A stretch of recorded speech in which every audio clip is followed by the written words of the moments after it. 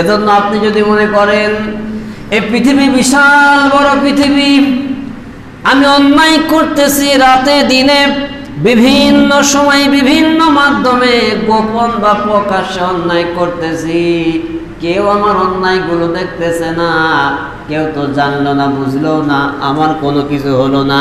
পৃথিবীর কেউ না দেখলেও একজন দেখেছে। জবান ছেড়ে বলেন তো তিনি কে? আরো জোরে বলেন তিনি কে? এই জন্য আল্লাহ পাক রব্বুল আলামিন আয়াতের পরবর্তী অংশে বলতেছেন, সুম্মা ইলা রাব্বিকুম মারজিউকুম ফায়ুনাব্বিউকুম বিমা কুনতুম ফীহি তাখতালিফুন। আল্লাহ পাক জানেন, সুম্মা অতঃপর, ইলা রাব্বিকুম তোমাদের রব, তোমাদের প্রতিপালক, মারজিউকুম তাদের সামনে তোমাদের সমবেত করবে আল্লাহ পাক রব্বুল আলামিনের কাছে, তোমাদেরকে একত্রিত করবে, তার কাছে তোমাদেরকে ফিরাইয়ে নিয়ে যাবে। আমার ভাইয়েরা, এই যে মারজিউকুম শব্দটা ব্যবহার করা হয়েছে, এই শব্দটা মূলে ছিল রজা, যার অর্থ হলো ফিরে আসা। আল্লাহ পাক এই রজা শব্দটার সঙ্গে কুম বহু বচনবাচক শব্দ যুক্ত করে গোটা পৃথিবীর সমস্ত মানুষগুলোকে উদ্দেশ্য করে বলতেছেন, সুম্মা ইলা রাব্বিকুম মারজিউকুম, অতঃপর তোমাদের এই পৃথিবীর জীবনে, পৃথিবীর জিন্দেগিতে যখন হায়াত ফুরাইয়ে যাবে, এই পৃথিবী থেকে আল্লাহ পাক রব্বুল আলামিন আবার তার কাছে তোমাদেরকে প্রত্যাবর্তন করাবে, তার কাছে তোমাদেরকে ফিরে যেতে হবে। আমার ভাইরা, একটা বিষয় ভালো করে খেয়াল করেন, আগমন করা আর ফিরে আসা অথবা ফিরে যাওয়া, এই দুইটা শব্দের মধ্যে পার্থক্য কেমন?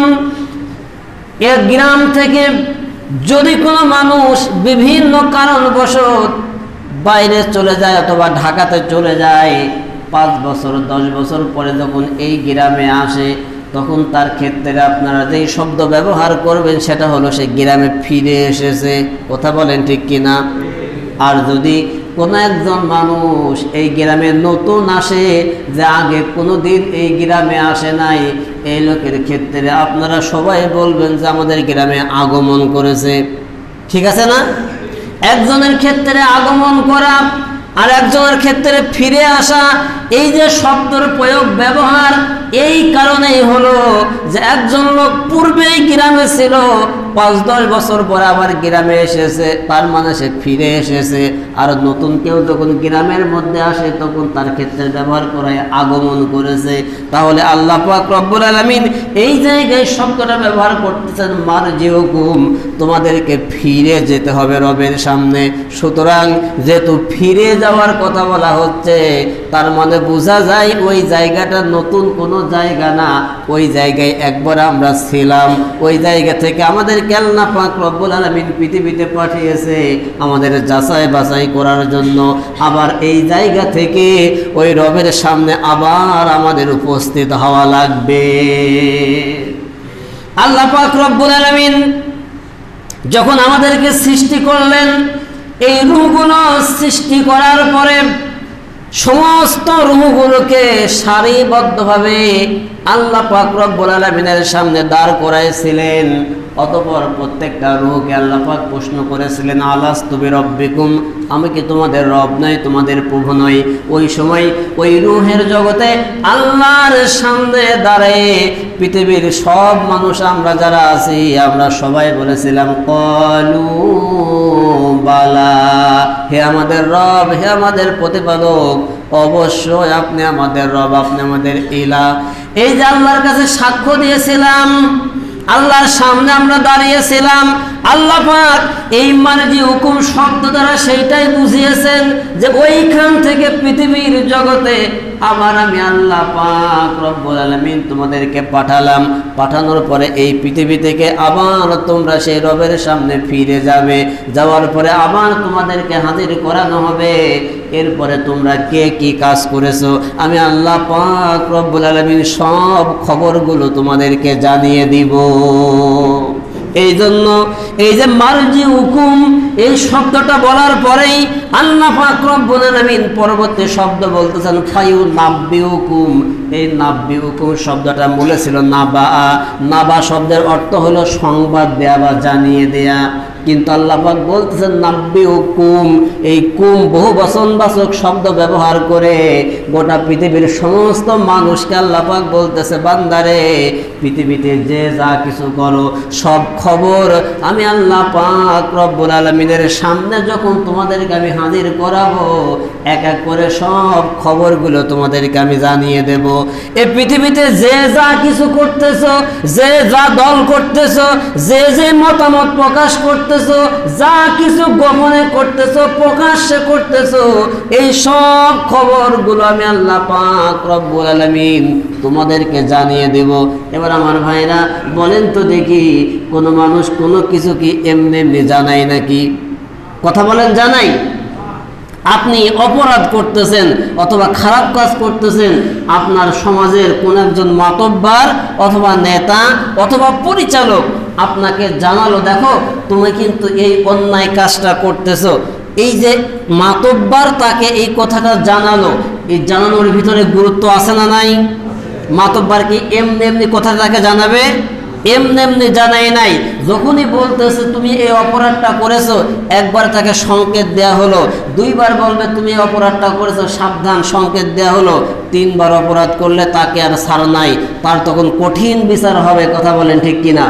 তাহলে মাতব্বার বা বিচারক যখন সংকেত দেয় এমনি এমনি দেয় না, আপনাকে সতর্ক করার জন্য সংকেতগুলো দেয়া হয়।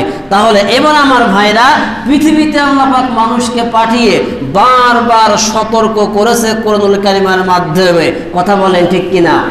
এই সতর্ক করার পরে এইবার যখন একেবারে ডাইরেক্ট বিচারের মুখোমুখি দাঁড়িয়ে যাবে, আল্লাহ পাক এই যে বলতেছে ফায়ুনাব্বিউকুম, তোমরা কে কি কাজকর্ম করেছো, তোমরা কোন বিষয় নিয়ে ইখতিলাফ করেছো, মত পার্থক্য করেছো, দলে দলে বিভক্ত হয়ে গেছো, মুসলমানদের মধ্যে পার্থক্য সৃষ্টি করেছো, আমি আল্লাহ পাক সব কিছু সেই দিন জানিয়ে দেব।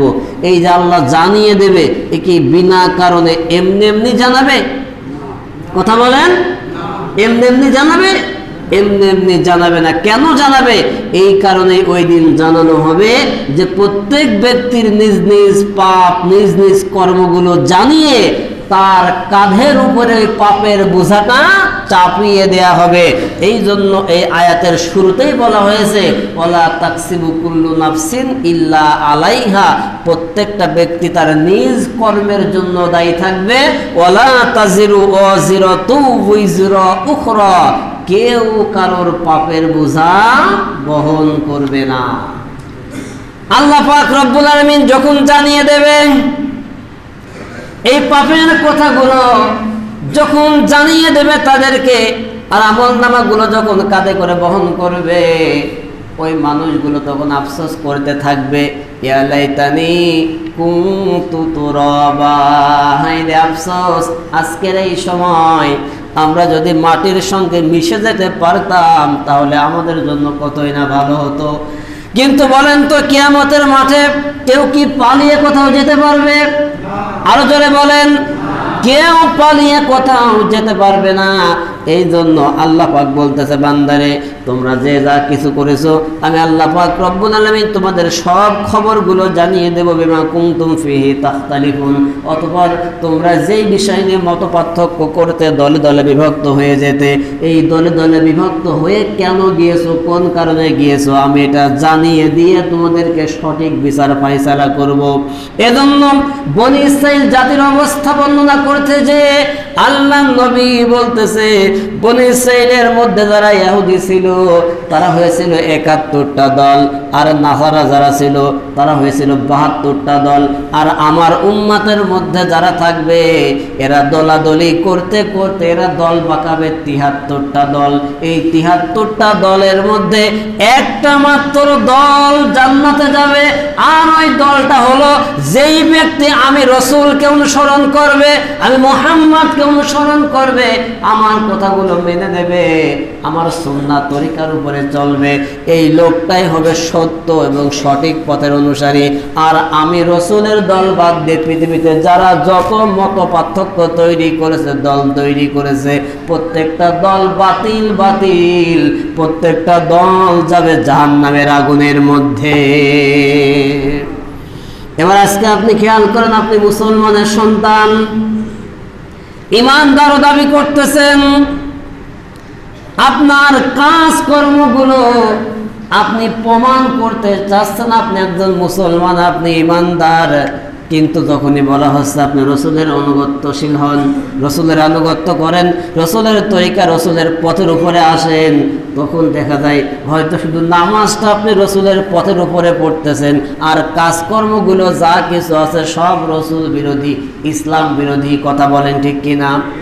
নামাজ পড়ে তারপরেও ঘুষ খায়, সুদ খায়, আছে না নাই? আরো জোরে বলেন, আছে না নাই? নামাজ পড়ে তারপরেও চুরি করে, ডাকাতি করে, ধর্ষণ করে, ব্যভিচার করে, আছে না নাই? নামাজ কালাম পড়ার পরেও যারা অপরাধগুলো ছাড়তে পারেন নাই, এই পাপ কাজগুলো ছাড়তে পারেন নাই, আপনি যতই মনে করেন আপনি রসুলের দলের লোক, ও বন্ধু না, আপনি শুধু নামাজের ক্ষেত্রে প্রমাণ করছেন রসুলের দলের লোক, আর বাদ বাকি অন্যান্য আইনগুলো মানার ক্ষেত্রে, বিধানগুলো মানার ক্ষেত্রে আপনি রসুলের তরিকার লোক হতে পারেন নাই, দলের লোক হতে পারেন নাই। সুতরাং কিয়ামতের মাঠে আল্লাহ রসুলের সুপারিশ কামনা করাও, আল্লাহ রসুলের সুপারিশ পাওয়ার যোগ্যতাও আপনার নাই। আপনি যতই সুপারিশ কামনা করেন, রাসূলুল্লাহ ওই দিন আপনার পক্ষে এসে সুপারিশ করবে না। আপনি মনে করতেছেন আমি তো অন্তত নামাজটা তো পড়তেছি রসুলের তরিকার উপরে থেকে, কিন্তু এ কথা শুনে রাখেন, আপনার থেকে বড় নামাজি ছিল আব্দুল্লাহ ইবনে উবাই, মুনাফিকের বড় সর্দার। যে কথা বলেন ঠিক কিনা?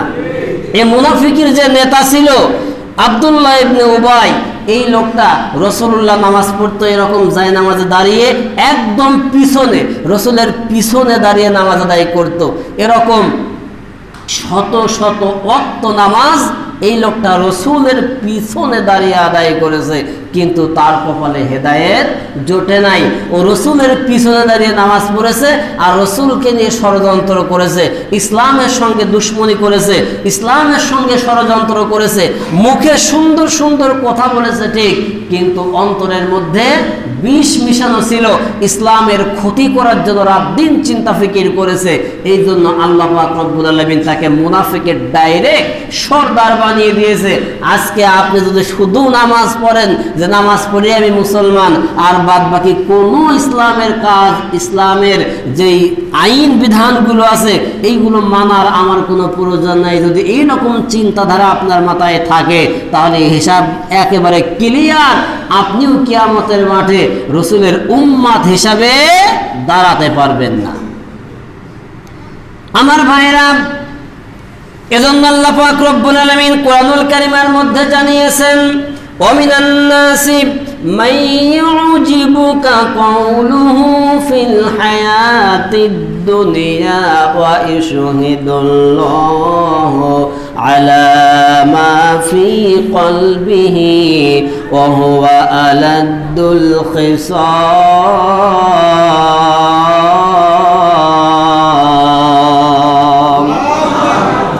সূরা বাকারা 204 নম্বর আয়াতে কারিমা আল্লাহ পাক রব্বুল আলামিন বলতেছেন, ওগো নবী, ওগো রাসূল, এই পৃথিবীর জগতে এমনও কিছু মানুষ আছে, কওলু ফিল হায়াতিদ দুনিয়া, এই বাস্তব জীবনে দুনিয়ার জগতে এই মানুষগুলো সুন্দর সুন্দর চমৎকার চমৎকার কিছু কথা বলে, এই কথাগুলো শুনে তোমার যেন মনে হবে লোকটা খুব ভালো মানুষ।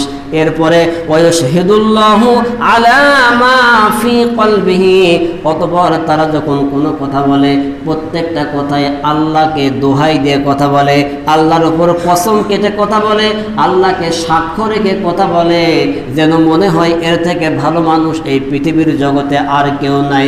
কিন্তু তাদের পরিচয় হলো ওহুয়া আলাদ্দুল খিসাম। এই লোকগুলো ইসলামের সব থেকে বড় শত্রু। কথাটার ওয়েট আপনি খেয়াল করেন। আল্লাহ পাক বলতেছেন পৃথিবীতে এমন অনেক মানুষ আছে যাদের কথাবার্তাগুলো শুনলে আপনি আশ্চর্য মনে করবেন, এত সুন্দর কথা বলতে পারে, এত চমৎকার, যাদের কথা না জানি কি সুন্দর সেই মানুষগুলো। তারা যখনই কোনো কথা বলে আল্লাহর দোহাই দিয়ে কথা বলে, আল্লাহর পক্ষ থেকে কথা বলে, আল্লাহকে সাক্ষী রেখে কথা বলে, আল্লাহকে কসম করে কথা বলে, কিন্তু তাদের অন্তরের ভিতরে এমন মুনাফিকি রোগ আছে, এমন শয়তানি চিন্তাধারা আছে, এই লোকটা ইসলামের সব থেকে বড় শত্রু। এ বক্তব্য কার? সরাসরি আল্লাহ নিজে বলতেছেন, হে রাসূল, এরকম মানুষ আপনি পৃথিবীতে খুঁজে পাবেন। আজকেও বর্তমান পৃথিবীতে বাস্তব জমিনে আপনি কিছু কিছু মানুষকে দেখবেন মুখে অনেক সুন্দর সুন্দর কথা বলে, মানুষের ব্রেন ওয়াশ করে, মানুষকে আকৃষ্ট করে তাদের কাছে আহ্বান করে, তাদের কাছে ডেকে নিয়ে আসে, অতঃপর ডেকে নিয়ে এসে এই মানুষগুলোকে তারা ভুলভাল বুঝায়ে, ইসলামটাকে উল্টো করে বুঝায়ে তাদেরকে জাহান্নামের দিকে নিয়ে যায়। কথা বলেন ঠিক কিনা? আরো জোরে বলেন ঠিক কিনা?